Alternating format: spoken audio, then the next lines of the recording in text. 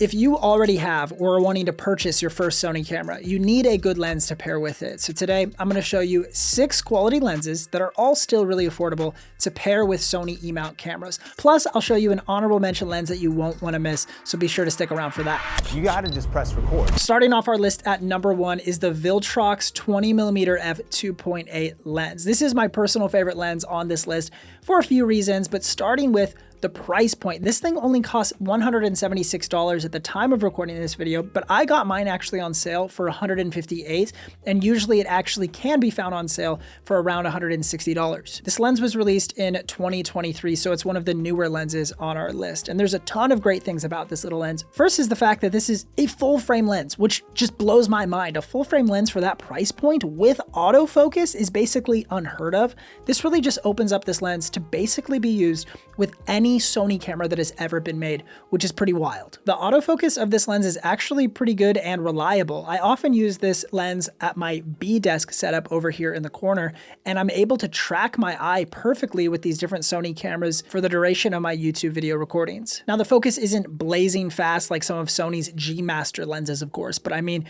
for the price, it's still really good. The 20mm focal length is honestly a really cool focal length for just everyday video recording or vlogging or shooting landscapes, street photography, and much more. It's just a pretty versatile lens. It's just wide enough to give you a really great field of view, but not enough to distort the world too badly, making it seem like things are sort of unnatural or fisheyed. 20mm doesn't really do that, so I often reach for this focal range time and time again, especially when I'm in my smaller YouTube studio space. I have to rely on some of these wider focal lengths. With this lens, you also get the constant 2.8 aperture because it is a prime lens, and a prime lens is just a lens that is unable to zoom and has a fixed focal range. So this is fixed at 20mm. And with that, we get the shallow aperture of 2.8. This is going to be great for letting in more light and shooting in more low light conditions. Even if you're indoors, sometimes lighting can be a little bit tricky, so this lens is going to let in a little bit more light than some other lenses on our list. And with that 2.8 aperture, we're able to get a little bit of background separation, which is otherwise known as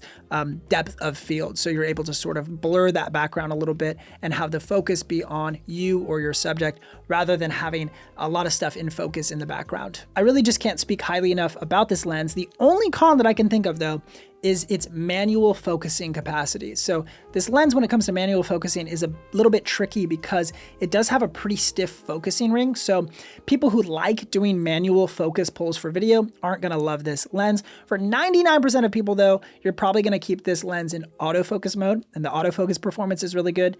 But if you like manual focus, it might not be the lens for you. The second lens on our list is the Sigma 16mm f1.4 lens. This is the lens that we always talk about here at Thing Media because it's such a beautiful looking lens, and it's actually the lens that I'm currently filming on right now. I use this lens all the time in my studio for my A-roll, especially when I'm using the FX30, which I think is just a beautiful pair together and what I'm using to record this video. Price-wise, the Sigma 16 comes in at $399, which is what we got it for, but it ranges all the way up to even $450 sometimes. It just depends on when you're purchasing and what kind of deal you got. So just keep that in mind. It also was released back in 2017 for Sony E-mount, and this lens is actually available in practically every major mount option, from Sony E-mount to Canon, Nikon, Fuji, and everything in between. You can basically get this lens for any camera. So why we always recommend this lens is it's just honestly beautiful for the money. It's hard to find a lens at a similar price point that rivals the image quality of this lens. $400 and you're getting a beautiful image. This is an APS-C lens, so it's designed for smaller sensor cameras like the Sony ZV-E10 series, the A6000 series, and some of the other crop sensor cameras. So that 16mm focal length is going to be the equivalent to a 24mm equivalent on a full frame camera. So this is a pretty common focal length for everyday shooting. So whether you're vlogging or you're shooting YouTube videos like I'm filming right now,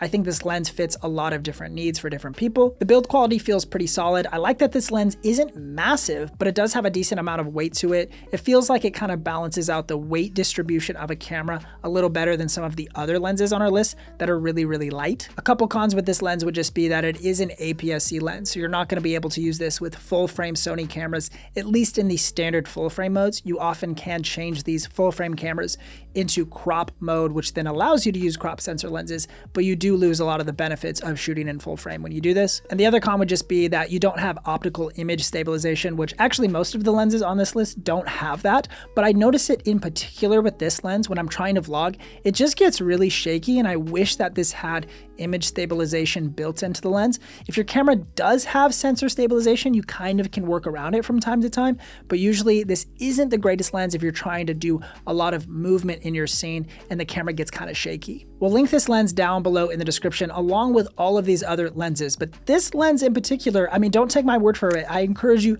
to look at some of these reviews on Amazon or other places. This lens is incredible. Everybody loves the Sigma 16.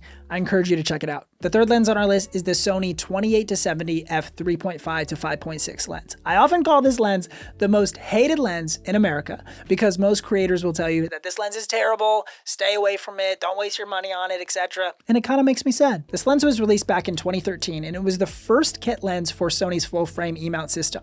And it was released the same day as the original Sony A7 and A7R when those first came out. So the price of this lens is kind of tricky because it retails for $398, which kind of isn't really the case. This lens routinely goes on sale for below $300 into like the $200 to $250 price range. And I purchased my copy of this lens off of Facebook Marketplace for $100. Because this is the lens that ships with most of Sony's full frame camera kits, a lot of people upgrade their lenses over time and then part ways with their kit lens. So this is where you can come in, swoop one up for a really solid deal, get it for $100 or $150. You can check out Amazon's used deals or Facebook Marketplace or eBay and see what you can find. So despite what people say about this lens, I actually like this lens. It's one of my favorite looking lenses as well. It's more of kind of like a matte finish and understated finish that isn't super glossy or reflective, which I actually personally like. And I don't know about you, but I like my gear to look somewhat stylish sometimes. So for me, this passes the vibe check. It's also got a good focal range for full frame cameras. 28 to 70 millimeters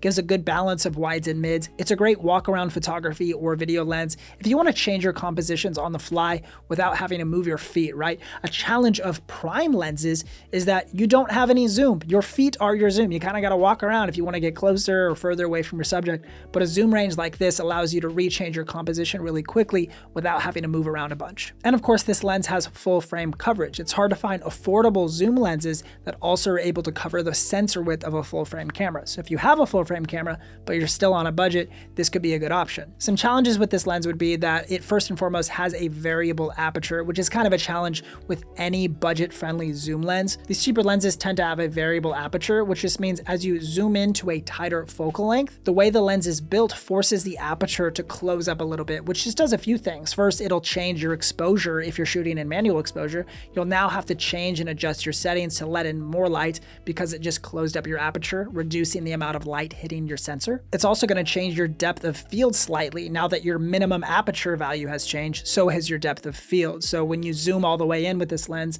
the maximum aperture is f5.6, which is a lot different than 3.5, or some of the other lenses on our list have an even lower aperture, which is just going to change your depth of field. Despite those challenges, it is a pretty good starter lens. It's not going to necessarily blow your socks off and be the greatest image quality or the fastest focusing lens you've ever seen, but if you especially do a lot of stuff outdoors and you have a lot of good high quality light, or if you're in a studio with really good lighting, this lens actually can perform pretty well in those scenarios. You do just want to make sure you have enough light to compensate for the variable aperture. The fourth lens on our list is the Viltrox 40mm f2.5 lens. And you might be thinking to yourself, isn't that the same lens as the 20mm? They look exactly the same. Well, yes, they do. They look exactly the same. They have the same design and build quality as each other, but there are a couple of practical differences with this lens. First, the price point is actually $168, which again is insane for what you're getting. This lens is actually released in 2024, so it's one of the newest lenses on our list, which is kind of cool. It's still super small and compact, just like the 20mm lens, and it's also still a full frame lens with really good autofocus. Most lenses that are this cheap usually don't have very good autofocus, or they're a crop sensor lens, but this has good autofocus and is full frame, which is pretty cool. Now, one of the differences between the 20 and the 40mm is that the 40mm is actually an aperture of f2.5, so it's going to let in a little bit more light than the 20, which is really interesting. f2.5 is a pretty uncommon aperture value to find in prime lenses, except for the fact that Viltrox made this lens as a direct competitor to Sony's 40mm f2.5 lens, which is probably why they went with that 2.5 aperture value. And I'm not complaining about it because we actually let in more light and get better depth of field with that f2.5 value. With this lens, you also get a pretty good minimum focusing distance for a 40mm lens. A lot of lenses that are 35, 40, or 50 millimeters don't have the greatest minimum focusing distance, so you're not able to get some of those close details of whatever you're filming, but this has a minimum focusing distance of just over 1 foot, so you can be about 1 foot away from your subject and still nail focus really sharp. The only real con that this lens has is that it's not a very good vlogging lens because of the 40mm focal length. It's just a little bit too tight, even if you extend your arm all the way out with like a Gorilla Pod on a full frame camera. If you're a vlogger, you definitely will want to go with the 20mm version. And if you were to purchase the 20mm and the 40mm versions of this lens, these lenses together would actually cost under $350, which is crazy considering the Sony variants of these lenses would cost well over $1,000 if you wanted to get yourself a set of primes. All right, now the fifth lens on our list is the Sony 16 to 50mm version 2. This is an f3.5 to 5.6 variable aperture lens, and this lens was released in 2024 alongside the Sony ZV-E10 Mark II. This lens retails for $298, but if you buy it as a kit with the Sony ZV-E10 Mark II, the lens only costs $100, and that's when I would recommend you pick up this lens. The pros with this lens are that the image quality isn't half bad for most of the entry-level zoom lenses that Sony makes. It's pretty good. It surprised me even enough when I first got my hands on it that I decided to shoot all of the content for the Sony ZV-E10 Mark II review on this lens, and I think it turned out pretty solid. One of my favorite features is that this lens opens up and closes when you turn the camera on and off, which is kind of a cool feature to keep your lens compact when it's not in use. You also get a zoom lever on the lens to zoom in and out, but it also can be zoomed by the zoom rocker dial on the camera body if your camera has one of those, which is cool for getting really smooth zoom in shots. Some cons with this lens again would be that it does have that variable aperture, so as you zoom in, you're going to lose some light and depth of field, and the build quality to me is just fine. I think this really feels cheaply made. I don't mind the way that it looks, but it does feel really lightweight, like this thing's not going to withstand a ton of falls. So in short, it's not the greatest lens in the world, but if you are buying the ZV-E10 Mark II, I'd actually encourage you to pick up this lens for $100. That's a really good price. Do not, though, buy this lens for the $300 retail value. You would be grossly overpaying at $300. Now this brings me to this little lens right here, which is our honorable mention for the video. This lens is the Sony 18 to 55 f3.5 to 5.6. So this lens is no longer sold new or even in production, which is why it's an honorable mention, but I think it's still worth mentioning because of how prevalent these lenses are on the used markets. This lens came out in 2010 with some of Sony's very first mirrorless cameras that everyone thought were kind of a joke. Like right here, this is the Sony NEX5 and the Sony NEX3. These were some of Sony's very first mirrorless cameras, and people did not take them seriously at the time, but this is the lens that shipped with these cameras. Price-wise, you can get this lens all day long for around $80 on eBay, or even as low as like $45 or $50. But if you guys all go flood eBay right now to buy this lens, you might see the price kind of spike up for a few days or weeks, you know, because of basic supply and demand. But at the time of recording this video, all day long, you can get these for about $80. And the big pro here with this lens to me is just its image quality. I really do think it's even still on par with some of the newest kit lenses on the market. I actually produced an entire series of YouTube shorts and longer form videos about the Sony NEX camera series, and I would actually use this lens in a lot of those kit videos, and I would get a ton of comments about the image quality, the colors, the sharpness, and all of that was produced with this cheap lens. The zoom range is pretty decent. It's that standard 18 to 55 range that we've seen on kit lenses for years from Nikon and Canon and other companies. So this was Sony's first mirrorless kit lens at the time. The build quality of this lens honestly feels better than the latest kit lens that they just released. It's like, what, 14, 15 years later, and you produce a lens that maybe is optically like, I don't know, they seem kind of similar to me, but the build quality of the one 14 years ago is even better. So of course this lens is not sold new anymore, so you have to buy used, which can get tricky depending on where you live.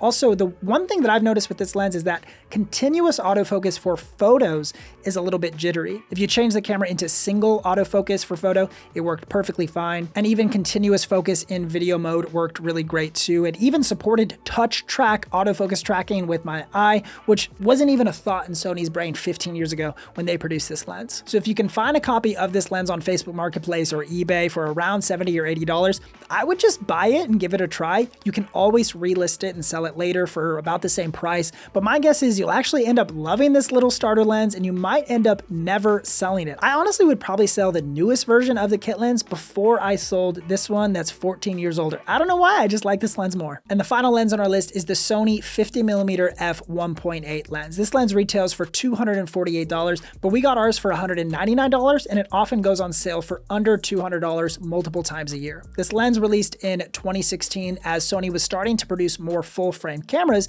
They needed their variation of a nifty 50 to compete with Canon and Nikon's 50mm primes that everyone knew and loved for years. So this was their attempt to produce a budget 50mm lens, and they actually did a pretty good job. The biggest pro for this lens and selling point by far is the depth of field that you're going to get out of this lens. It's a beautiful portrait lens and really is great at isolating your subject and providing some depth between you and the background. The 1.8 aperture value is going to give you the best by far depth of field of any of the lenses on our list. I do think $248 is high in my opinion, so I would wait for a sale to pop up, often around the holiday season or on Amazon's Prime Day sales in July or October is when this lens goes on sale, so you can wait for one of those. From time to time, I will notice the autofocus hunting a little bit, but it's nothing that's too extreme, just something you might want to be aware of. And also for a Sony product, the build quality feels a little bit more in line of what you would expect from a third-party manufacturer like Viltrox. And looking at the Viltrox lens and the Sony lens side by side, you honestly would think that maybe they were produced by the same company. They look so similar. So I do wish this lens was a little bit better built because it is a Sony lens. But if you want really good depth of field, this is an amazing choice. Now that you have a list of 7 solid E-mount lenses, check out this video right here so you can see some of the best beginner cameras that Sony offers in their lineup this year to pair with these lenses. So thanks for watching this video, and we'll see you in the next one.